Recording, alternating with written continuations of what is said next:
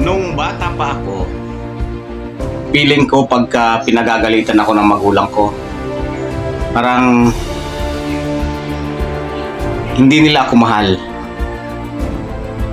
Yun pala, kaya nila ginagawa yon dahil mahalaga tayo, mahalaga ang anak sa isang magulang. Ngayong magulang na rin ako, as in may anak na,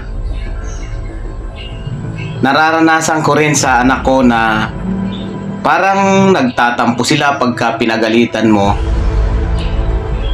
So ito lang masasabi ko sa mga anak sa ngayon na may magulang pa. Tandaan nyo palagi na pagka pinagalitan kayo o pinagsabihan kayo ng inyong magulang, yan ay tanda na mahal kayo nila.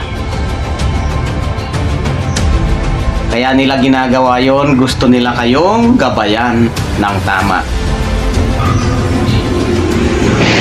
Darating ang araw na magiging magulang din kayo. And hope na hindi nyo maranasan sa magiging anak nyo yung mga ginagawa nyo sa ngayon sa inyong mga magulang.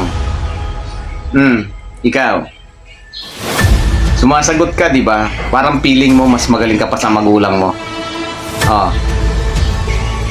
Hoping na hindi nyo maranasan yan kapag naging magulang na kayo.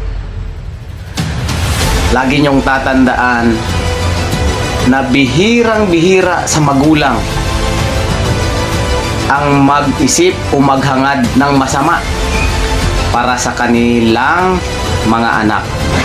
Ang magulang, ang iniisip lagi ay para sa kabutihan ng kanilang mga anak.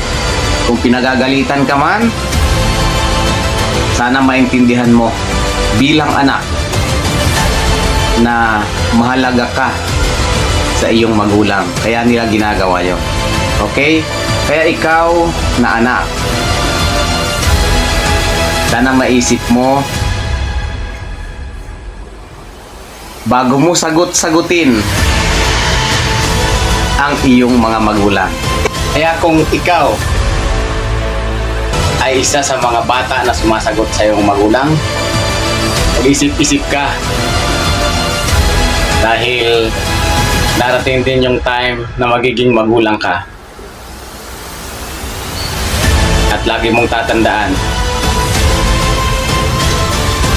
mahalaga ang isang magulang. Okay?